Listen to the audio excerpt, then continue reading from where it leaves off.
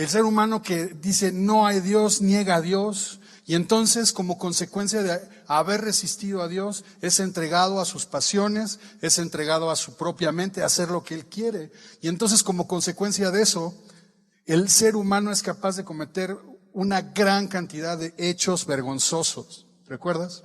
La semana pasada veíamos que hay otras personas que a lo mejor han tenido una formación, que tienen ciertos principios, que no se atreverían a cometer toda esa clase de actos indecentes. Pero eso no les hace escapar del juicio de Dios. Eso no les hace evitar el juicio de Dios. ¿Por qué? Porque ciertamente no son capaces por principios morales, por ciertos valores, por una educación que podamos haber recibido. No cometemos esos actos, pero eso no significa que el problema de nuestro corazón, los deseos, las actitudes, las emociones sean puras y correctas delante de Dios. Y entonces hablábamos del moralista, ¿verdad? Hablábamos de ese que tiene su propia ley. Y veíamos que el ser humano busca su propia ley, busca refugiarse en ciertos principios, en ciertos valores que son universales, ¿verdad? El respeto a la vida, la integridad, la honestidad, ciertas cosas, ¿no? Le llamamos incluso, son conocidas como valores universales. Y el ser humano responde a eso aunque no conozca de Dios y aunque no conozca de la ley de Dios, porque están inherentes al ser humano, ¿verdad? Veíamos por ahí que aunque no tiene ley los no judíos, hay una ley escrita en sus corazones. Y eso es lo que le da testimonio a la conciencia, acusando o defendiendo en sus razonamientos. ¿Hiciste lo correcto o no hiciste lo correcto? Pero una derivación de esa persona moralista, que puede ser muy pulcro, muy recto, puede ser una persona con muy buenas intenciones, un gran corazón, sirviendo, dedicando sus recursos y su vida incluso a causas muy nobles. No significa que por eso va a alcanzar, evitar el juicio de Dios. Está en la misma condición que el peor de los pecadores. Pero ahora, en el capítulo 2, en el verso 17, vamos a ver el religioso. Y es como una derivación del moralista. La diferencia es que el religioso, el judío, a quien se va a referir ahora Pablo, tiene una ley, la ley de Dios. Recibió de Dios directamente la ley. Es a los judíos, al pueblo de Israel, a quien Dios les confió la ley, la revelación, la palabra de Dios. Y entonces, Pablo, quiero que recuerdes otra vez, no está haciendo un tratado teológico. Él no está pensando como un profesor de Harvard, no está pensando como un profesor de un seminario teológico. Él está pensando como un hermano que le está escribiendo a sus hermanos de la comunidad cristiana en la ciudad de Roma, a la iglesia en Roma, y él quiere ir a verlos, quiere compartir con ellos el evangelio, y entonces les expresa estas ideas que conforman lo que es el evangelio, porque es la esencia de la vida cristiana. Y entonces comienza el verso 17 diciendo: he aquí, tú tienes el sobrenombre de judío, y te apoyas en la ley y te glorías en Dios, y conoces su voluntad, e instruido por la ley apruebas lo mejor, y confías en que eres guía de los ciegos, luz de los que están en tinieblas, instructor de los indoctos, maestro de niños, que tienes en la ley la forma de la ciencia y de la verdad. Tú pues, que enseñas a otro, ¿no te enseñas a ti mismo? Tú que predicas que no se ha de hurtar, ¿hurtas? Tú que dices que no se ha de adulterar, ¿adulteras? Tú que abominas de los ídolos, ¿cometes sacrilegio?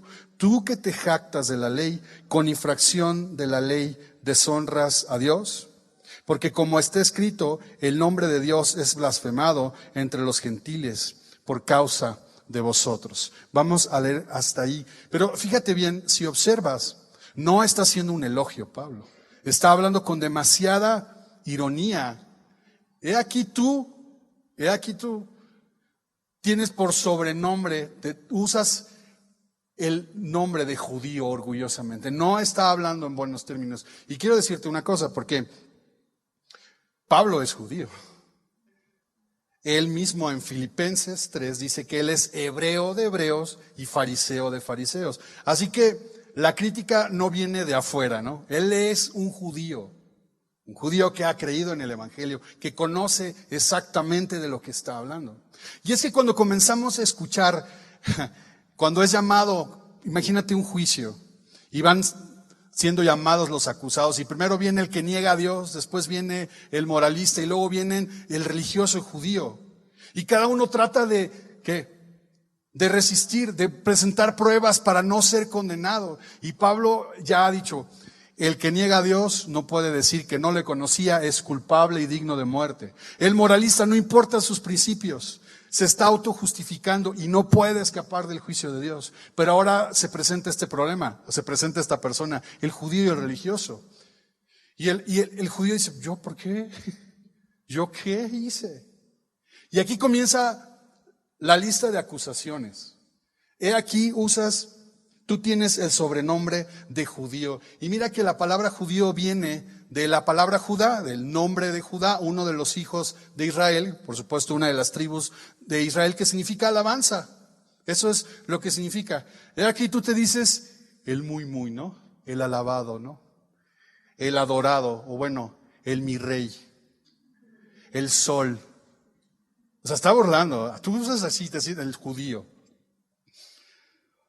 Pero hay una característica que es que se apoya en la ley, que descansa en la ley, que todo lo que hace se justifica en la ley. Y yo de pronto, es inevitable, no quería decirlo, pero otra vez me viene esta imagen a la mente cuando leo esto, porque es esta idea de cuando ibas a la primaria y siempre hay un chavo, una chava, siempre hay un alumno, un compañero que es el bien portado, ¿no? Bien peinadito, siempre trae sus útiles, siempre trae la tarea, siempre hace todo bien, todo perfecto. Hasta puedo oler todavía así como 7 de la mañana, así que todos vamos llegando bien bañaditos y todo. Pero a ese compañero, ¿no? Yo ahorita me estoy acordando de mi amigo Ochoa, bueno, así le decimos, donde quiera que esté. Perfecto. Así de pronto cuando leo esto, así me imagino, ¿no? Bien peinadito, así cera, así gel, así bien bañadito, oliendo a... Nunca, todo perfecto. Y parece que está bien, se apoya en la ley. El moralista no tiene ley. Él mismo fija su ley, él mismo fija sus principios, pero el judío, el religioso, ¿se apoya en qué? ¿Descansa en qué? En la ley.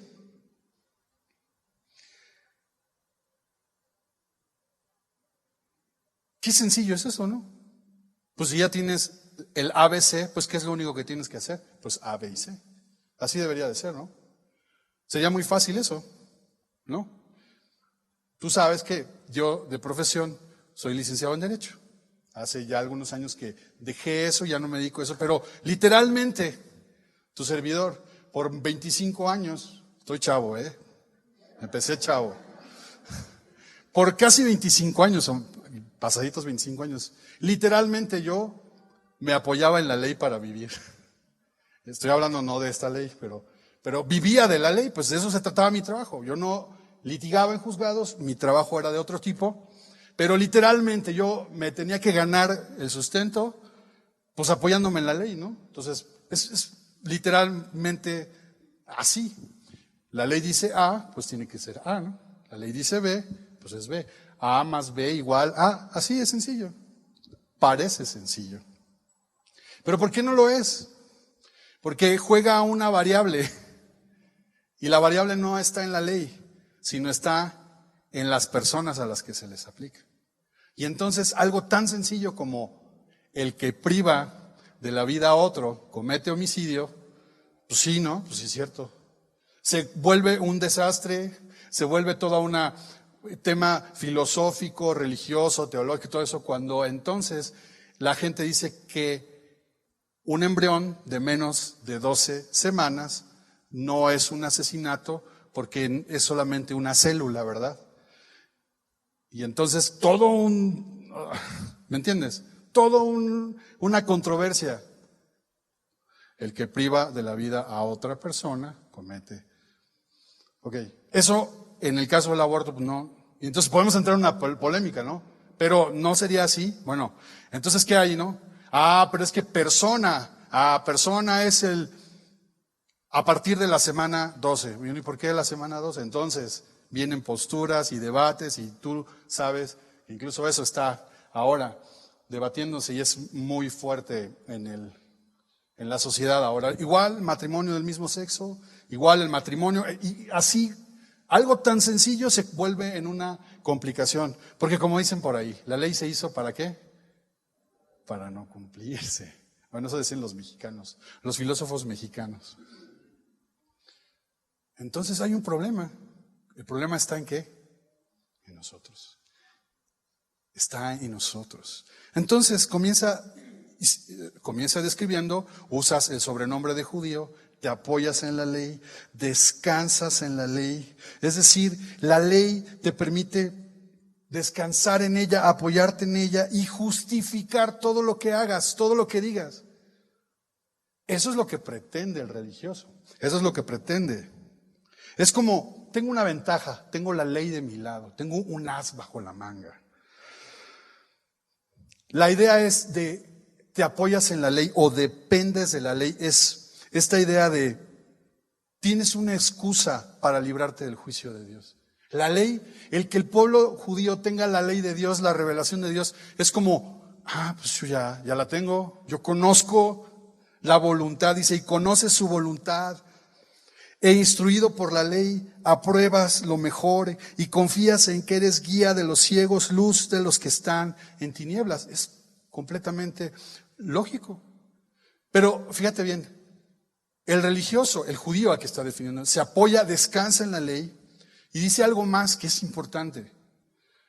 Se jacta, se gloria en tener una relación con Dios. Y eso es importante. Porque a la luz de la Biblia en el Antiguo Testamento, cuando Dios le da la ley al pueblo de Israel, lo hace ¿para qué? Para establecer un pacto, para establecer una relación con el pueblo de Israel.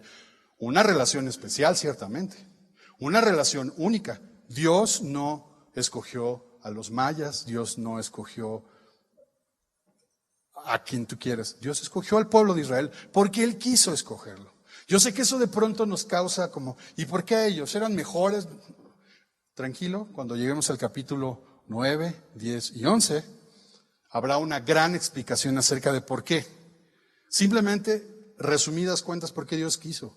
Pero sí, Dios los puso en una posición privilegiada, pero eso, como te estás dando cuenta, no les exime de la responsabilidad que todo ser humano tiene. Pero sobre todo, de la incapacidad para presentarnos justos, correctos, limpios, puros delante de Dios. La ley daba revelación de Dios y de la voluntad de Dios, por eso conocen la voluntad de Dios. Por lo tanto, el pueblo de Israel tendría que comportarse bien, que obedecer, que hacer lo correcto. ¿Por qué? Porque no había duda. 600 y tantos mandamientos en el Antiguo Testamento, directos, así. Comienza a contarlos hoy en la noche. ¿Y qué pasó con el pueblo de Israel? ¿Los cumplió?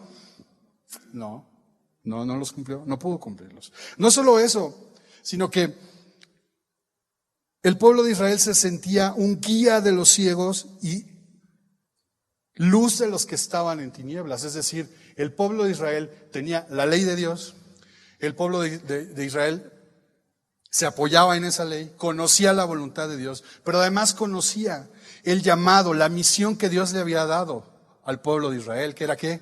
Ser luz a las naciones. Desde que Dios, ahí en Génesis 12, llama a Abraham, le dice, de tu simiente serán benditas todas las naciones de la tierra.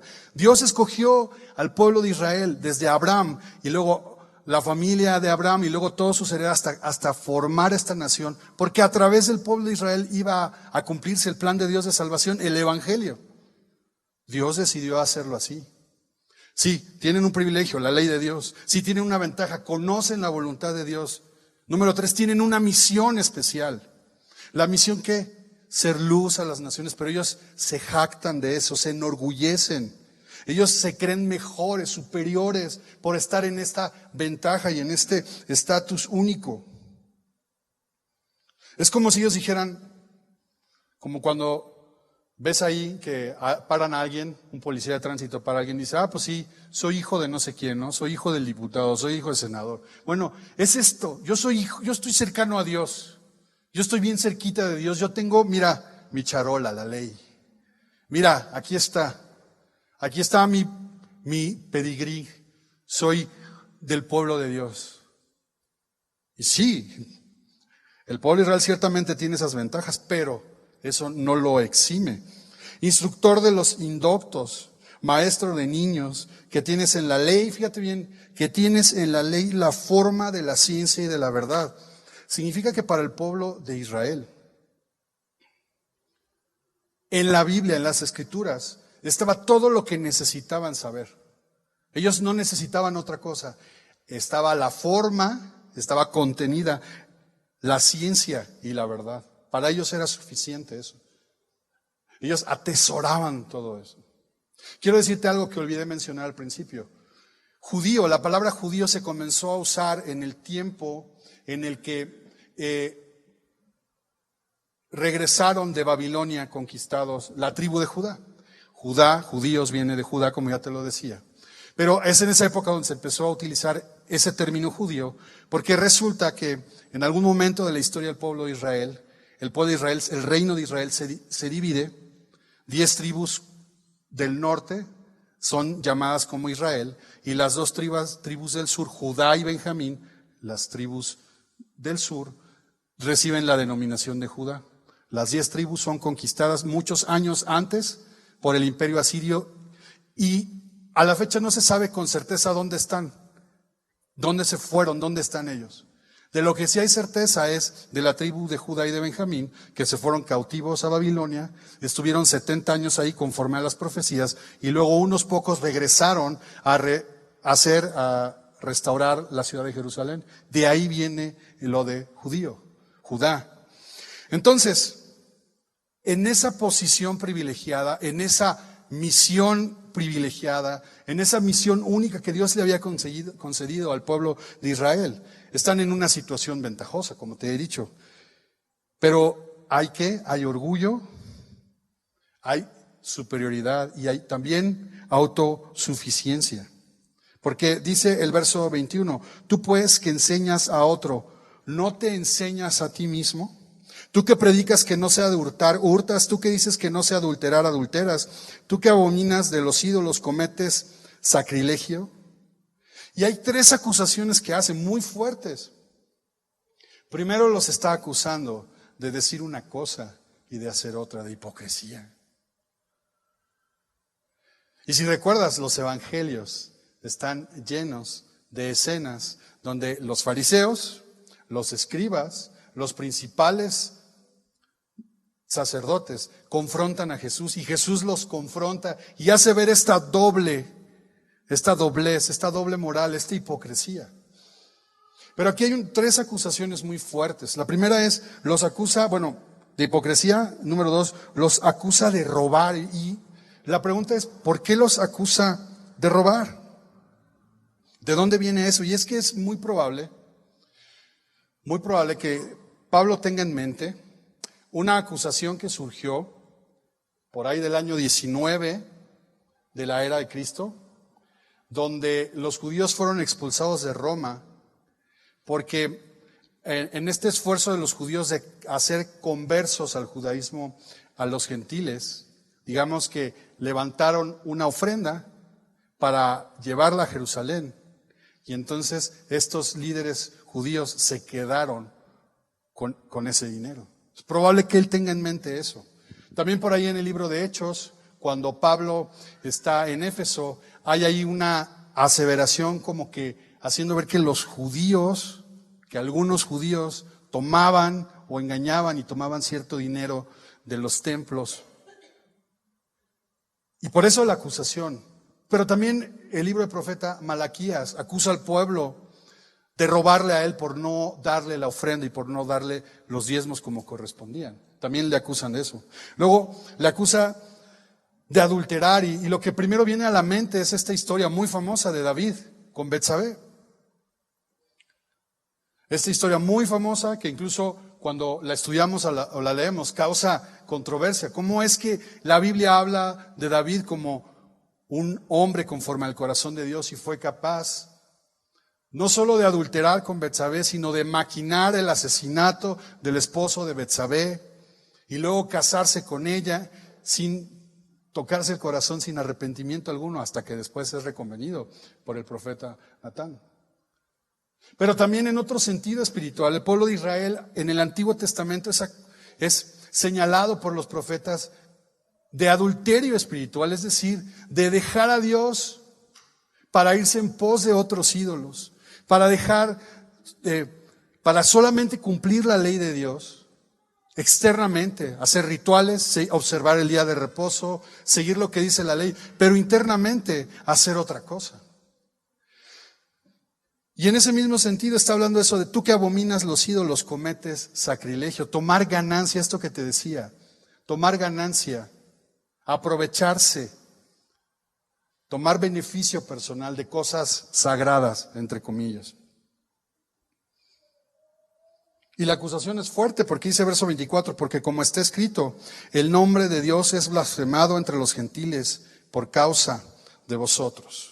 Entonces, Pablo ahora está argumentando también que los judíos están en las mismas condiciones que todo ser humano delante de Dios. Jesús hablaba con los escribas y fariseos y les decía, habéis invalidado el mandamiento de Dios por vuestras tradiciones. Jesús citaba a Isaías y decía, este pueblo de labios me honra, mas su corazón está lejos de mí, pues en vano me honran enseñando como doctrinas mandamientos de hombres. Jesús les decía que sepulcros blanqueados.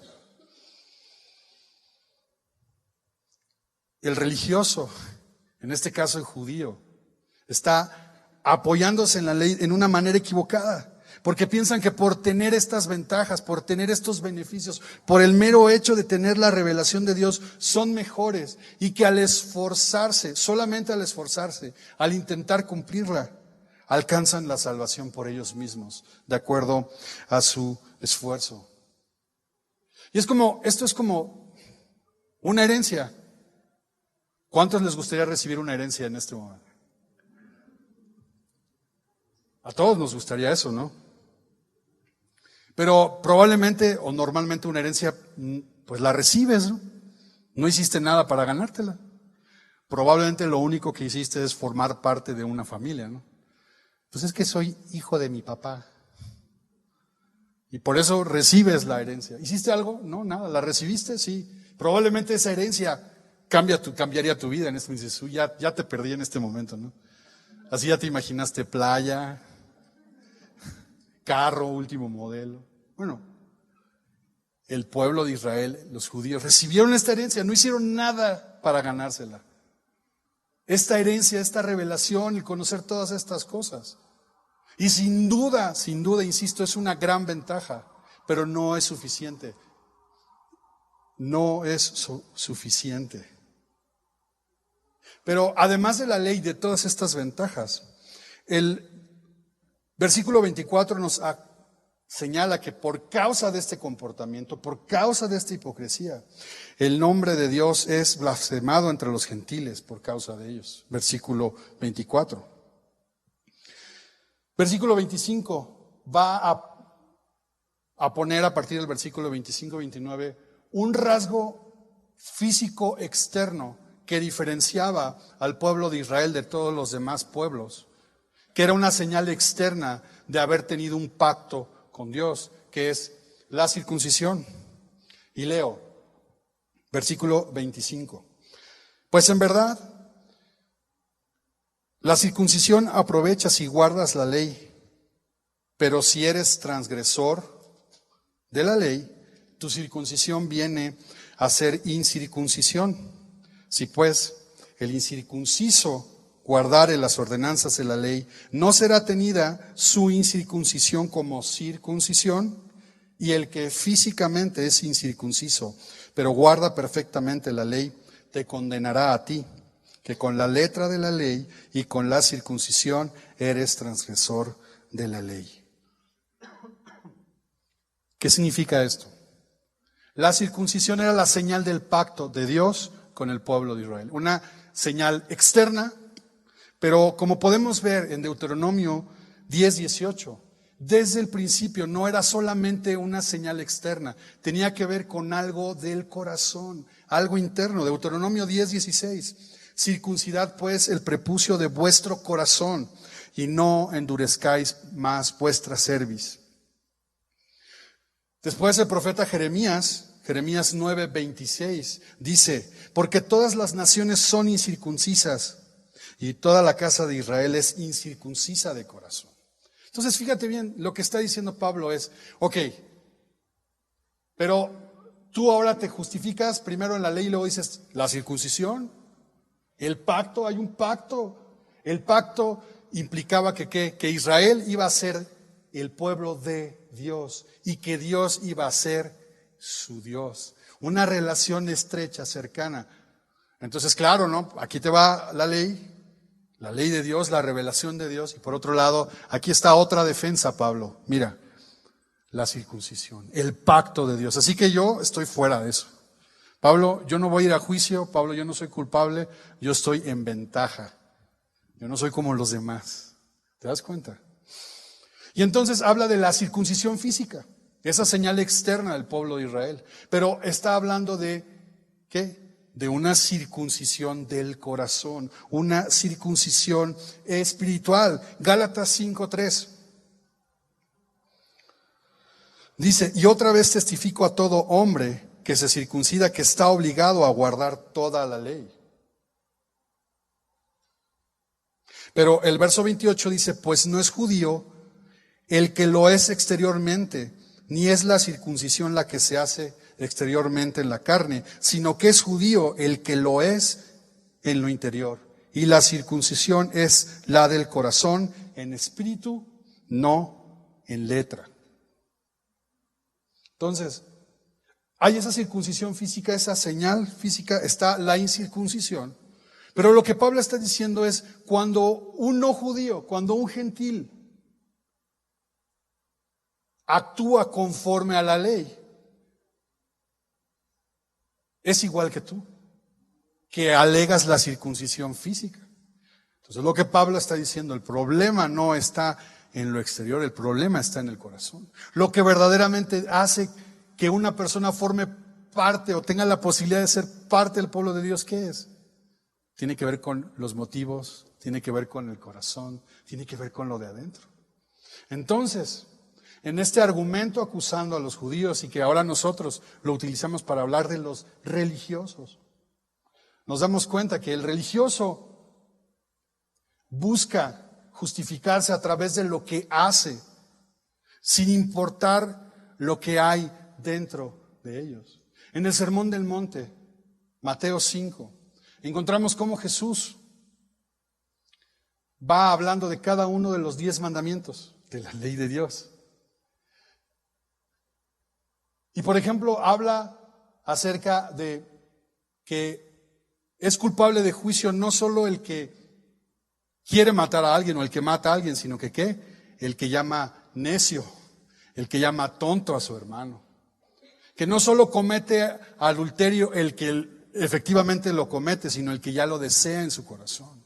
Y así comenzamos a mirar que Jesús está apuntando a ¿qué? Al corazón. Y entonces el religioso tiene excusas, celebra ritos, tiene costumbres y cree que por el simple hecho de intentar hacerlos está en una relación correcta con Dios. Pero Dios está mirando actitudes, pero Dios está mirando la intención del corazón, Dios está mirando todo el tiempo eso. Dios no se deja deslumbrar por lo que nosotros podamos hacer. Jesús dijo en Marcos 7:21,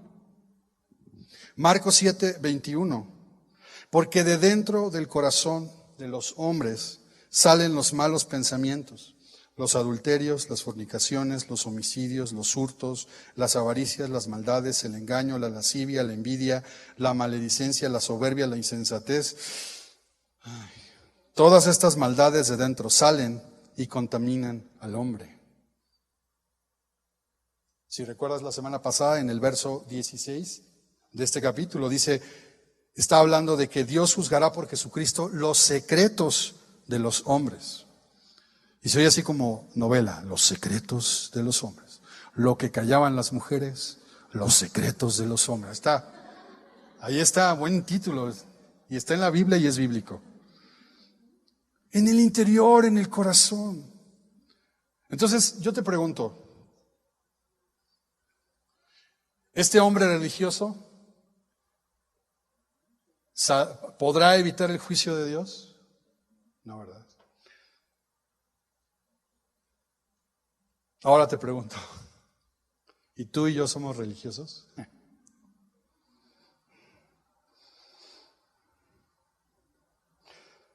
Déjame parafrasear este texto. Tú que tienes el sobrenombre de semilloso y te apoyas en la Biblia y haces tu devocional cada día, conoces su voluntad, eres instruido verso a verso, capítulo a capítulo, libro por libro, golpe a golpe, caminante no hay camino. No son navegantes, ¿verdad? Ok, eres instruido verso a verso, capítulo a capítulo, libro por libro, apruebas lo mejor, confías en que eres guías de los que asisten a los navegantes. Vas al instituto bíblico o das clases en el instituto bíblico, o eres maestro en Club Semilla. Si nosotros pensamos que por alguna de estas cosas, por hacer alguna de estas cosas, por el simple hecho de venir a la iglesia, de tener una Biblia, si pensamos que porque la leemos, que porque hacemos nuestro devocional, a lo mejor tú eres muy disciplinado y cada día lo escribes, lo transcribes en la computadora, haces post en Facebook, Twitter. Si tú piensas que por venir a los discipulados, si llegamos a pensar que por lo que hacemos y servimos en la iglesia, entonces somos mejores que otros. Entonces, lo digo por mí, eres un cochino religioso. Eres un hipócrita, José Luis. Si tú y yo pensamos eso y nos apoyamos en eso, entonces quiero decirte que estamos exactamente en la misma condición en la que Pablo está describiendo a los judíos. Cuando estábamos en los versículos, en la mitad del capítulo 1 y estamos hablando de este hombre depravado que resiste a Dios, tú dices, no, yo no soy ese. Cuando la semana pasada hablamos del moralista, pues tampoco, ¿no? Dices, no, yo conozco la Biblia. Pero cuando tú y yo venimos a ver esto aquí, necesitamos reflexionar y confrontarnos si estamos nosotros descansando y dependiendo en lo que conocemos, hacemos, practicamos, etcétera, como cristianos, más que en Jesús mismo.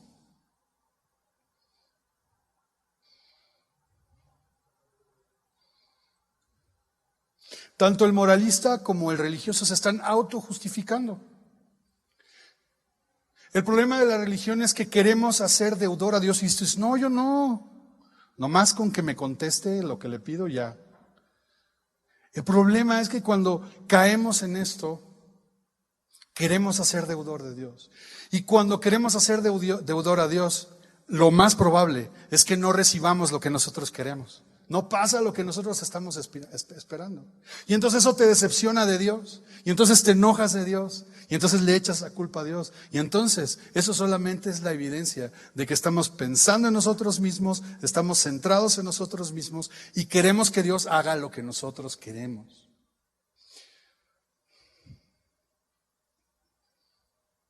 ¿Se puede resistir a la verdad, a la existencia de Dios, negándolo? ¿Se puede resistir a la verdad confiando en mis principios, en mi educación, en mis modales, en mis valores?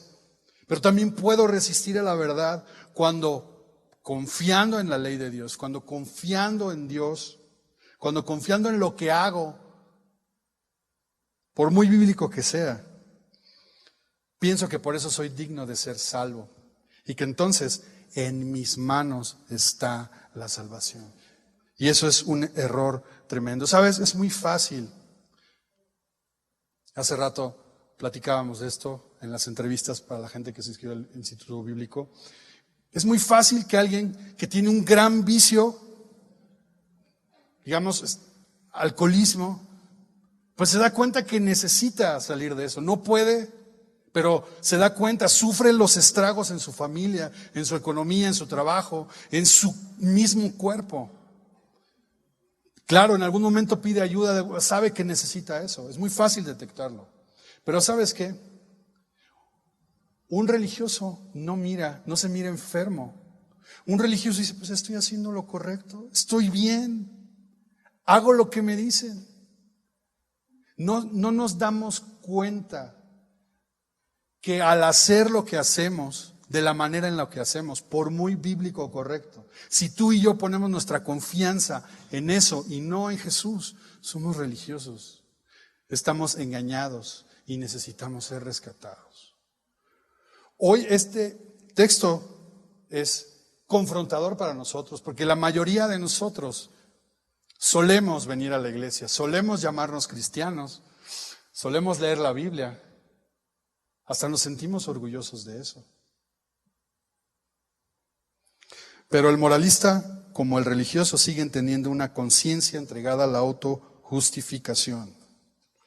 Si tú te apoyas en los privilegios, sí, así como el judío, así como el religioso tiene privilegios, por eso, tú y yo como cristianos tenemos privilegios. Tenemos una relación con Dios, tenemos acceso a su palabra. Hemos tenido el regalo de creer, de acercarnos a Él. Pero el gran problema que el hombre, que el cristiano enfrenta siempre y siempre lo vamos a enfrentar, es algo que decía Martín Lutero y es: la religión es el modo por defecto del corazón humano. Es decir, que traemos la configuración de fábrica ya. Tendemos a la religión todo el tiempo. ¿Sabes? Esta iglesia tiene 10 años, ¿verdad? Tenemos ya 10 años. Hace quizás cerca de 6 o 7 años estudiamos Romanos. Estamos en eso. Y estamos justo en el peligro de creer que porque estamos haciendo las cosas que hacemos, que porque predicamos expositivamente la Biblia, que porque tal, estamos bien. Y podemos correr el riesgo de olvidarnos de lo central del Evangelio, de creer en Jesús. Pero ahora tráelo a tu corazón, traigámoslo a nosotros mismos. El riesgo es que tú y yo no veamos esto, no veamos nuestra necesidad y comencemos a depender de esas cosas. Como dice Lutero, la configuración de fábrica por defecto es la religión. Venimos a Cristo,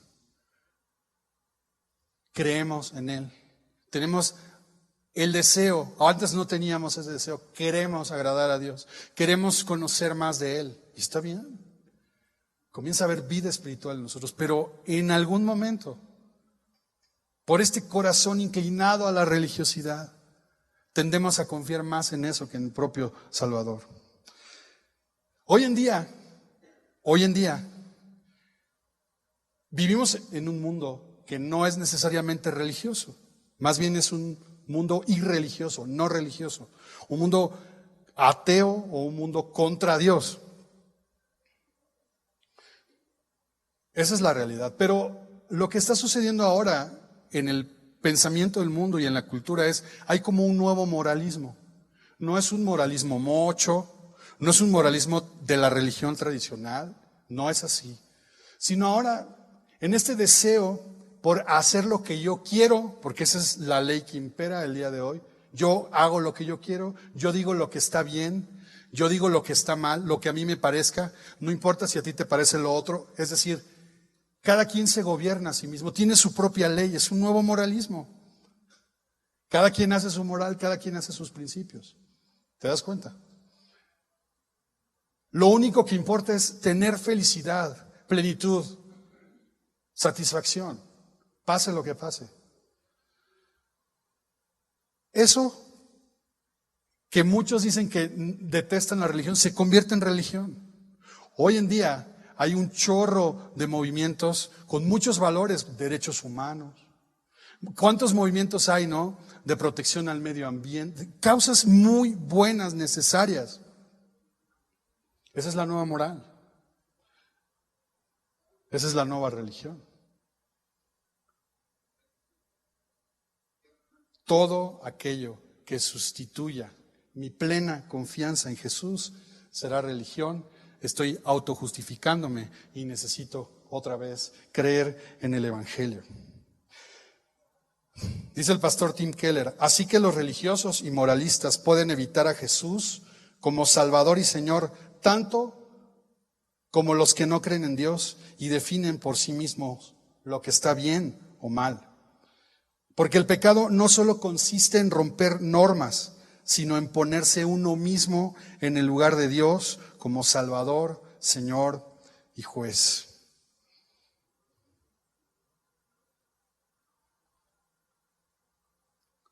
Terminamos con este pasaje en Lucas 18, verso 9. Lucas 18.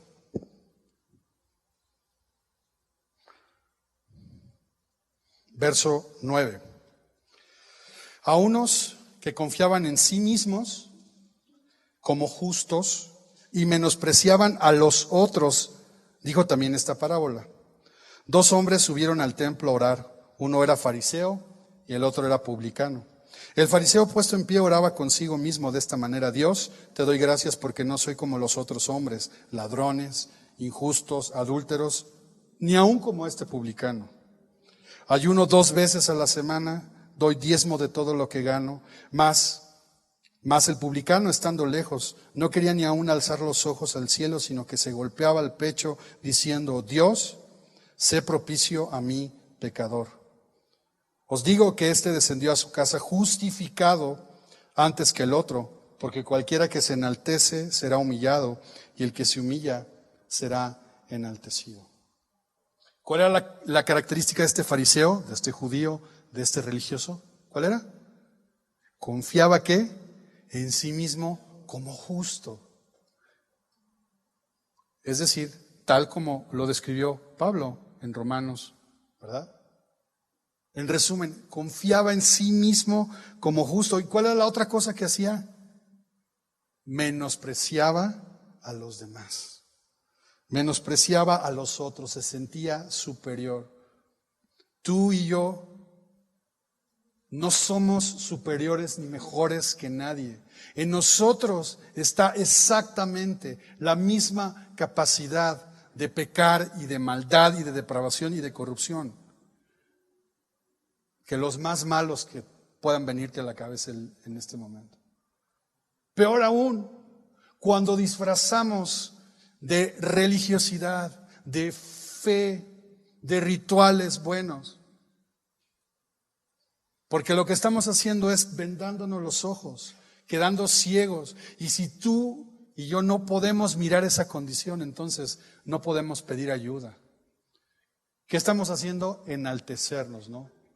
Sentir que somos superiores, confiar en nosotros mismos. Ninguna de estas cosas, ninguna, puede salvarnos, puede salvarte, puede salvarme del juicio de Dios. Dios no nos debe nada, no te debe nada a ti y a mí.